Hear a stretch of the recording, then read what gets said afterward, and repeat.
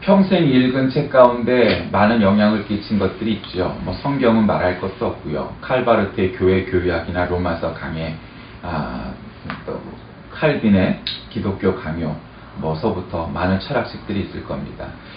그런 책들은 뭐 전공이나 신앙적으로 깊이 있는 책들이니까 모든 사람들이 다 읽어볼 만한 책은 아니지만 고등학교 때 읽었던 이제 책들이 한 몇 가지가 있죠. 첫째는 E.H. 카의 역사란 무엇인가, 또 칼 세이건의 코스모스, 그 다음에 엘빈 토플러의 제3의 물결, 뭐 이런 책들이 내가 어른이 되었을 때 세상이 어떻게 변할 것이냐 하는 문제에 관해서 많은 아이디어와 생각을 줬다고 생각합니다. 그래서 이제 이 세상이 이제 제가 어른이 되어 보니 그런 학자들이 예측했던 세상이 뭐 100%까지는 아니지만 예측한 대로 흘러간 것 또한 사실입니다. 특별히 이 사회가 점점 발전하는 그런 방향성이 있을 겁니다. 뭐 이를테면 세계화, 그 다음에 이제 지방화, 글로벌한 거고, 로컬이 한국에서 글로컬 뭐 이렇게 표현도 하지만, 그러니까 오늘날 유망 있는 일이 무엇이겠느냐? 100% 예상할 수가 없을 겁니다. 어떤 직업은 점점 세분화되고 발전하고 많은 사람들이 필요로 하는 직업군도 있을 것이고, 어떤 직업은 사라져 버릴 겁니다. 그럼 그런 경향성이 무엇이겠느냐? 하나는 뭐 세계화가 이제 끊임없이 되겠죠. 제가 어렸을 때 해외 여행을 간다는 것은 정말 와, 우리 아빠가 일본에 가셨어, 뭐 우리 아빠가 미국에 가셨어, 뭐 이런 거는 정말 뭐 어려운 일이었죠. 어마어마한 일이었어요. 그러나 지금은 그냥 누구나 다 뭐 그냥 주말에 한번 잠깐 가까운 데 갔다 오기도 하고, 또 여름 휴가가 되면은 뭐 미국으로, 유럽으로, 뭐 호주로, 뭐 인도로, 동남아시아로, 러시아로 뭐 그냥 가고 싶은 데는 얼마든지 갈 수 있는 시대가 되었습니다. 그러니까 세계화라는 건 물론 그런 것도 중요하지만 점점 세계가 가까워지고 지구촌화해서 가까워지는 겁니다. 근데 그 중에 하나가 이제 북한일 겁니다. 여러분의 직업이 무엇이든 여러분의 뭐가 무엇이든 북한과의 대비, 그러니까 교회도 북한 선교, 북한 교회 재건을 위해서 대비를 해는 사람들과 그렇지 않은 사람들이 통일이 딴 되면 확연히 차이가 날 겁니다. 그리고 각 직업들이 다 마찬가지입니다. 공무원은 공무원들대로, 사업하는 사람은 사업하는 사람들대로 모든 각 방면에서 북한하고 통일을 하게 되면, 통일까지는 아니어도 교류하게 되면 어마어마한 그런 창출이 직업적으로나 경제적으로 파생이 될 텐데, 그거를 이제 대비하는 사람과 대비하지 못하는 사람이죠. 그러니까 자기 전공과 직업 속에서도 세계화, 그다음에 통일 이런 문제를 대비한 사람들은 통일이 되기 시작하면은 그냥 뭐 일거리가 쫙 될 거지만, 같은 직업군에 있어도 그것을 대비하지 못했던 사람들은 그냥 뭐 별 재미가 없는 거가 될 수밖에 없겠죠. 그런 것들, 그러니까 북한에 대해서 또 세계화에 대해서 준비하는 사람들은 그런 것이 될 겁니다. 여러분, 그런 것을 우리는 소신이라고 부를 수 있을 것 같습니다. 오늘 설교의 제목을 소망을 향한 소신이라고 정했습니다. 어떤 사람들은 그 소위 확신범이라는 게 있죠. 정치범 뭐 이런 게 있어요. 근데 어떤 사람들은 죄를 짓고도 명백한 불법인데도 이게 죄인지 모르는 사람들이 많죠. 그러면서 얼마든지 죄를 짓고 그리스도와 대처하고 교회와 적을 지고 또 나라의 법도 그냥 어마어마하게 잘 어기고 그거를 자랑스럽게 생각하고, 뭐 요즘 뭐 대한항공 일가가 얼마나 많은 범죄를 저질렀는지가 이제 드러났죠. 이게 종교적인 차원의 뭐 쓰인이 문제가 아니라 많은 범죄, 뭐 하루에도 수십 가지의 아마 죄를 지은 것 같아요. 드러난 것만 그 정도인 거 보면은. 그러니까 많은 범죄, 크라임을 저질렀던 것이 드러나죠. 그것도 왜 그렇겠어요? 그러니까 워낙 우리 이 대한항공이 비행기 이렇게 들어오면 비행기에다가 고사 지내고 막걸리 붓고 뭐 돼지 대가리 올리고 뭐 이런 거 좋아하는 그룹으로 유명하잖아요. 가장 불교적인 그런 그룹이고, 그런 걸 하다 보니까 죄를 지어도 죄의식이 없죠. 이렇게 검찰 포토선상에서 비웃긴 하고. 이게 일종의 확신범인데 좋은 의미의 확신범은 아니고 그게 죄인지 모르기 때문에 그렇죠. 무지에서 오는. 오늘 이 소망을 향한 소신을 갖는 것이 어떤 것인지를 한번 말씀을 나누고자 합니다. 미국의 존 해거이라는 전도학자가 있었습니다. 근데 이 목사님은 존이라고 하는 같은 이름의 외아들이 있었는데 정신박약이었습니다. 그 아들은 휠체어를 타고 앉아서 아버지가 설교를 하면 뒤에서 막 소리를 지르면서 조화를 했답니다. 근데 부모가 어떻게 하든지 그 아이를 한번 고쳐보려고 애를 썼지만, 그래서 좋은 치료를 받아보려고 해도 별 소용이 없었고, 기도하고 해도 결국 고치지 못하다가 22살에 결국 아이는 죽었습니다.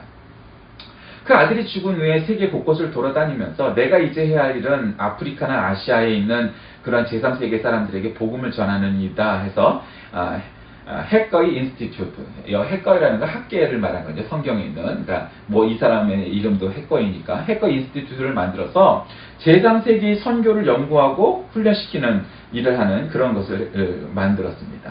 그래서 이 해꺼이 목사님은 자기 가정의 어떤 실망, 낙담, 좌절을 통해서 선한 일을 오히려 함으로 문제가 해결된다는 것을 깨닫게 됩니다. 자신의 아들은 얼마 못 살고 죽었지만 제3세계에 많은 자신의 신앙의 아들들을 두었고 그를 통해서 많은 선교사를 배출했고 복음이 들어가서 구원받게 하는 일들을 바라보게 했습니다. 실망과 좌절만 바라볼 땐 헤어날 길이 없습니다. 그러나 선한 일, 거시적인 일, 의미 있는 일, 또 소망을 바라다 볼 때 그런 소신을 가질 때 그 현실을 이겨나갈 수가 있는 거죠. 그래서 시편 43편 5절에도 내가 어찌하여 낭망하며 어찌하여 내 속에서 불안하여 하는고 너는 하나님을 바라라. 나는 내 얼굴을 도우시는 내 하나님을 오히려 찬송하리로다 말씀하십니다. 바울은 때때로 예수 그리스도께서 달을 가리키는데 달을 안 가리키고 예수 그리스도의 손가락을만 가리킨다 하는 비난 혹은 비판도 받습니다. 어느 정도는 그렇고 저도 신학생 시절에 바울의 신학이 너무 예수 그리스도의 복음의 본질과는 좀 다르다, 다른 해석이다. 나는 바울과는 좀 다른 해석을 가질 수 있겠다 이런 생각을 했지만 그것도 사실입니다. 그러나 바울의 신학이 예수 그리스도의 본질과 조금 다른 측면도 없지 않지만 뭐 예수님 본인이 아니시니까 그러나 바울만큼 예수 그리스도의 복음을 잘 해석하고 신학화한 사람도 없습니다. 그래서 우리는 로마서를 중심으로 한 바울 서신을 통하여서 예수 그리스도의 신학, 예수 그리스도의 가르침을 가장 잘 이해할 수밖에 없는 것이죠. 바울이 자신이 지닌 사도적 그런 영광스러움과 신성함을 특별히 강조하고 있는 까닭은 그의 삶이 정말 드라마틱했기 때문입니다. 그는 원래 예수님 살아생전에 사도로 부름받은 사람이 결코 아니었습니다. 오히려 가장 최전선에서 예수님을 핍박하던 사람이었습니다.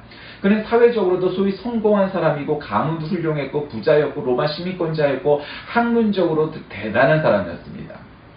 그냥 요즘 흔히 있는 아무나 하는 사자들 직업을 갖고 그저 석사 박사 가진 그런 쓰레기 같은 인생이 아니라 정말 이 사람은 학문적으로 아주 그런 아주 이 시대의 시대 정신을 갖고 있는 그런 사람이었습니다.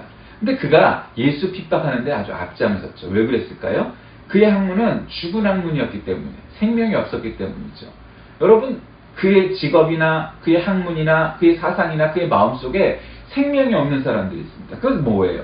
그 사람을 살리는 일, 그런 일이 있는 사람과 그걸 사람을 죽이는 일에 앞장서는 사람이 있죠. 그건 분명한 겁니다. 여러분 이슬람교가 종교가 달라서 비판받고 비난받을 일이 아닙니다. 그들은 사람을 죽이는 일에 앞장서고 있기 때문에 문제죠.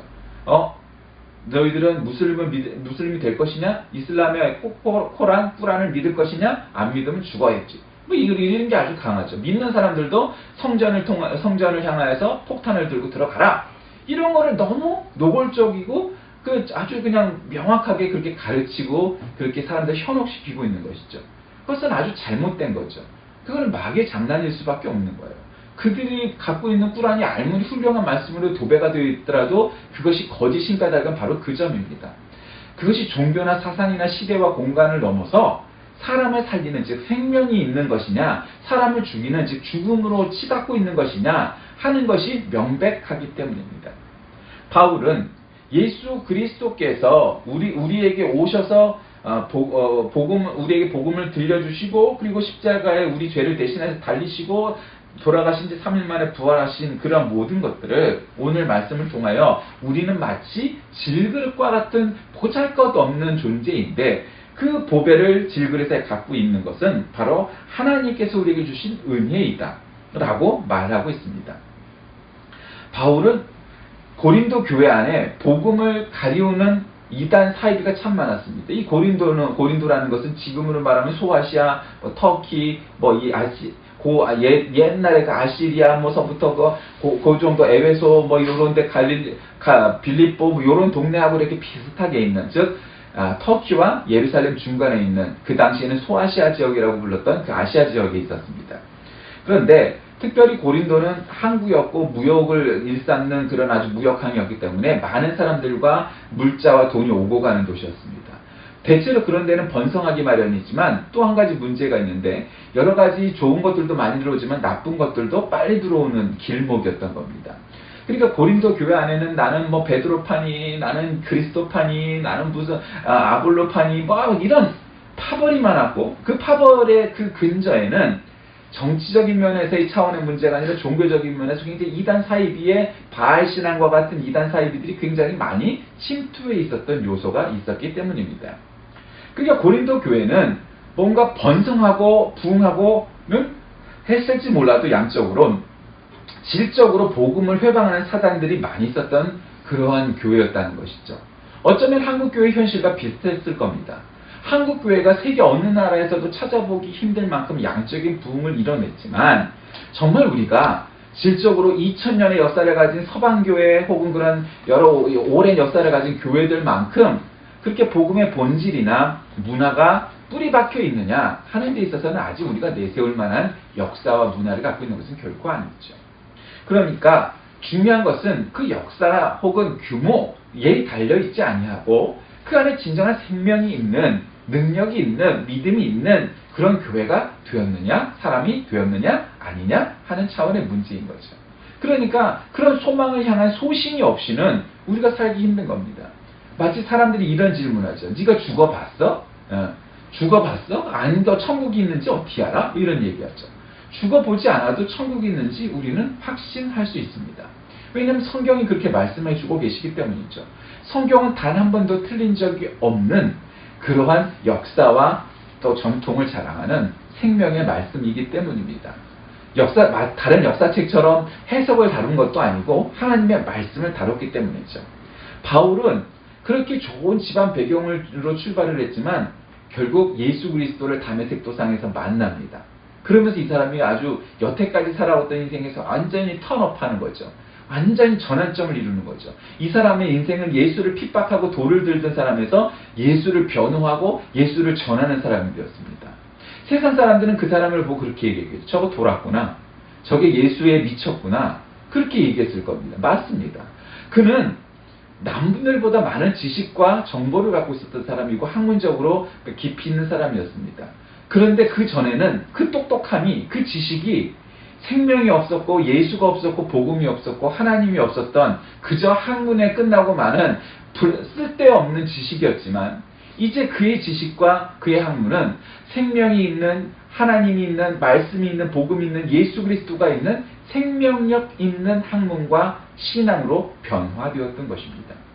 그러므로 그 규모가 얼마나 큰지, 그 지식이 얼마나 깊은지 마치 그 양으로서 그 모든 것을 평가하는 것은 굉장히 어리석은 일입니다.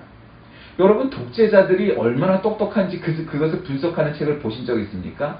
세계적인 독재자들은 왕정시대에서 지금 이르기까지 전부 다 똑똑했던 사람들입니다. 그들이 바보여서 독재를 한 게 아니라 똑똑했기 때문에 사람들을 이용해 먹고 사람들을 착취하는 데 앞장섰던 것입니다. 그럼 모든 똑똑한 사람들은 다 독재자가 되고 범죄를 저지르고 범죄를 저질러도 시치미를 떼느냐? 그렇지는 않습니다. 그것은 그가 똑똑하냐 안 똑똑하냐에 달리는 것이 아니라 그 양심이 없기 때문입니다. 생명이 없기 때문입니다. 그래서 하나님과 함께하지 않고 성령 충만하지 않기 때문입니다. 그는 오늘 본문 말씀 속에서 우리가 이 보배를 질그릇에 가졌으니 심히 큰 능력은 하나님께 있고 우리에게 있지 않다. 그러면서 우리가 사방으로 우겨쌈을 당하여도 쌓이지 아니하며 답답한 일을 당하여도 낙심하지 아니하며 박해를 받아도 버림받지 아니하며 거꾸러뜨림을 당하여도 망하지 아니하며, 그냥 한마디로 실패와 좌절과 절망을 겪었을 때도 어떻게 해라? 소망을 가져라. 우리는 그 어려운 속에서도 결코 지는 인간이 아니고 포기할 인간이 아니고 결국 너희는 승리할 것이다. 너희는 승리했다. 왜냐하면 예수 그리스도 십자가의 능력 때문에 너희는 이미 승리한 자라. 이렇게 말씀하는 겁니다. 그러니까 이 말씀이 마치 이런 거죠. 원래 그 구약 성경은 이게 과거형으로 잘 표현하지 않고 보통 현재형입니다. 미래일도 현재로 잘 표현하고 과거일도 현재. 물론 이제 그 당시 단순한 문법 체계 때문이기도 하지만 사실은 그 단순한 문법 체계가 우리에게 주는 교훈, 뉘앙스가 있습니다. 그건 뭡니까? 모든 일을 현재적인 차원으로 이해하고 앞으로 다가올 일도 현재적인 차원, 미래, 과거의 일도 그렇게 하는 겁니다. 그러니까 한마디로 그 말의 뜻은 뭐냐면 너희는 이미 성공했다, 너희는 승리했다 라고 선포를 해버리는 것과 마찬가지의 뉘앙스가 되는 겁니다. 한마디로 표현하면. 그러니까 우리는 예수 그리스도를 믿는 사람들은 결국 그 소망이 그런 소신을 갖고 있는 소망이 그런 소신이 결국 우리는 승리한 인생으로 살아가게 수밖에 없다라는 것입니다. 왜? 우리는 예수 그리스도께서 십자가의 죽음을 이기고 승리하셨기 때문입니다. 여러분 그것이 우리에게 중요합니다. 올 6월달은 굉장히 복잡다단하죠. 오늘 이제 저도 이제 하절기가 돼서 윗옷을 벗고 이렇게 셔츠바람으로 이제가 되는데 이제는 누가 뭐래도 6월서부터 여름으로 따져야 될 것 같아요. 옛날에는 뭐 6월 뭐 중순 뭐 이랬는지 모르는데 그냥 6월서부터가 여름인 것 같아요. 6, 7, 8, 9는 누가 뭐래도 여름인 것 같아요. 여름이 길어졌어요.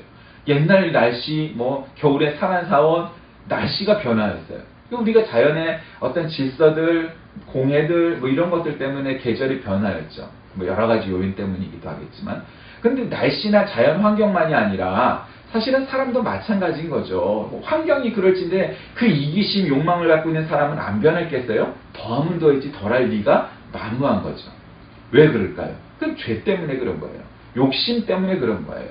그런 걸로 인해서 결국 인간이 나도 모르는 사이 오랜 역사 동안 나 자신 스스로도 변하고 자꾸 변질되게 마련인 거죠. 그럴 때마다 우리는 소망을 향한 소신을 가져야 됩니다. 그건 뭡니까? 우리는 하늘나라, 하나님 나라, 천국에 갈 거라는 소망. 그 소망을 향한 소신. 누가 뭐래도 누가 어쩌고 저쩌고 얘기해도 그런 소신을 가져야 하는 겁니다. 여러분 지금도 사실은 반통일 세력이 있죠. 그런 정당도 있고 통일하려고 하면 그냥 겐세이하고 그냥 뭐 나쁘게 하고 통일 어떻게 하면 안 했으면 좋을까? 그런 반통일 세력이 있습니다. 난 설마 그런 사람이 있을까 그랬어요. 대한민국 국민이. 그런 사람 꽤 있습니다. 통일되는 게 싫습니다. 그래서 싫어하는 사람이 있습니다. 왜? 근데 체질적으로 싫은 겁니다. 통일 자체가. 통일은 많은 문제가 있겠죠. 여러 가지 문제가 있겠죠. 그렇다고 통일을 반대하는 건 그건 반통일 세력은 반민족주의자죠. 옛날에 친일파도 그랬어요. 여러분 어떤 영화에서 이정재 그 배우가 자기가 평생 동안 변절해서 친일파 활동을 해놓고 법정에서 자신을 변호합니다. 우통을 벗어제끼고 내 몸에 6발의 총알이 있습니다. 뭐 이러면서 평생을 친일파로 살았던 놈이 지가 애국자라고 강변을 합니다. 근데 사람들이 그거를 믿습니다. 그게 사람들의 존재예요. 저놈이 친일파라는 걸 아는 사람도 감히 거기서 얘기를 못합니다. 왜 그럴까요? 그게 사람의 어리석음이죠. 그러니까 그때도 마찬가지고 지금도 마찬가지인 거죠. 그러니까 결국 지금도 복음에 대해서 대적하는 세력은 그냥 한 칼 그냥 베어버려야 되죠. 그러나 그건 당연한 거죠. 그런 거짓 사탄 마귀 세력들은 그냥 한 칼에 베어버려야 되는데 그걸 어떻게 일일이 죽이겠어요? 어떻게 일일이 다 밟아버리겠어요? 너무 어리석고 무식한 자들. 그러면서 지가 짓는 죄는 하나도 모르는 그런 죄인들이 세상에 얼마나 많아요. 그럼 또 세상을 또 장악하고 있죠. 돈도 많이 갖고 있고 권력도 많이 갖고 있고 그러면서 죄는 더 많이 짓고 있고 그런 자들을 볼 때마다 아버지 아시죠? 그래도 천국을 향한 복음을 향한 소신 소망을 갖고 있는 우리 그리스도인 하나님의 자녀들이 이 세상을 결국 정복할 것입니다. 이 세상을 복음으로 변화시킬 겁니다. 지금 당장은 어렵고 험난한 순간이 올지라도 결국 복음이 이 세상 땅끝까지 전파될 것입니다. 왜? 하나님이 그렇게 우리에게 약속하고 말씀해 주셨기 때문에 저희는 그런 소망을, 그런 소신을 분명히 갖고 내 생명이 다하는 한, 내 능력이 다하는 한 꼭 그 날까지 최선을 다하여 복음 전파하겠습니다. 그것이 바울의 생각이었고 우리의 생각이며 우리의 후손들도 마찬가지로 그렇게 될 것입니다.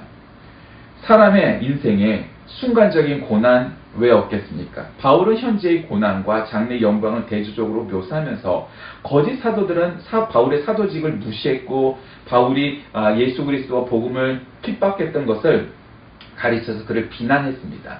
그러나 바울은 미래의 영광의 영원성에 비하며 현재의 고난은 지극히 짧고 순간적인 것에 불과하다고 말하면서 육체는 쇠잔해가고 늙어가지만 영원한 영광을 생각할 때 자신의 영은 날로 새로워지고 하나님께 더 가까이 가고 있다고 말을 하는 것입니다. 이 세상에서 하나님의 의를 드러내고 살아야 하는 성도들은 항상 세상과 싸움하며 살아야 합니다. 그러기에 당연히 세상은 성도들을 박해하고 더 나아가서는 해치고 목숨까지 위협하고 핍박받는 일이 있지만 우리가 소망을 갖는 소신은 무엇이냐? 우리는 승리할 것이라는 겁니다. 우리는 이 고난을 이겨내고 결국 하늘나라 천국에 가게 될 것이고 이 세상은 하나님의 나라가 오게 될 것이고 주님은 재림하게 될 것이고 예수 믿지 않고 핍박하였던 자들은 지옥불로 떨어지게 될 것이고 복음을 믿었던 우리들은 구원받고 영생을 누리게 될 것이라는 아주 분명한 진리이기 때문입니다. 망하는 자들로부터 많은 핍박을 받은 바울 사도의 삶을 통해서 우리는 하나님의 영광을 위해 사는 자들에게는 핍박이 있다는 것을 깨닫게 됩니다. 그리고 많은 어려움 속에서도 승리하는 모습을 통해 어떠한 어려움 속에서도 하나님은 성도를 보호하신다는 사실을 믿으시길 바랍니다. 우리는 하나님의 자녀로서 하나님의 이 사랑과 은혜 가운데서 복음을 전하는 자들이 되어 여러분의 삶, 여러분의 생, 여러분의 능력, 여러분의 모든 힘을 다하여 이 복음을 전파하고 또 여러분이 확신을 가질 때 여러분이 갖고 있는 소망을 향한 그 소신이 여러분에게 복이 될 것이며 여러분의 후손들에게도 진정한 복이 될 것임을 믿으시길 바랍니다.